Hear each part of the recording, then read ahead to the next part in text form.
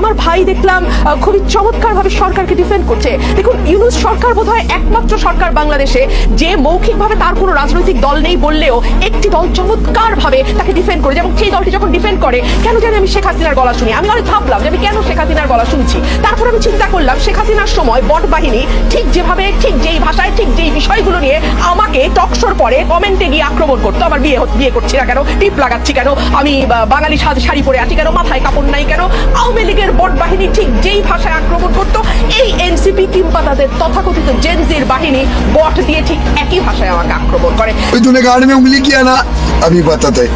সম্মানিত আরেকজন সহবক্তা রুমিন ফারহানা আপাতের কিছু রিপ্লাই আমি করি। দেখেন, খুব সম্মানের সাথেই বলছি, উনি এখন আমাদের গলায় শেখ হাসিনার গলা শুনতে পাচ্ছেন। আনফর্চুনেটলি তার দলের লোকজন যখন চাঁদাবাজি করে, মারামারি করে, অভ্যন্তরীণ কলহের কারণে তারা যখন পুরো দেশকে লুটোপুটে খাচ্ছে, ওই কার্যক্রমের মধ্যে শেখ হাসিনাকে তিনি খুঁজে পান না।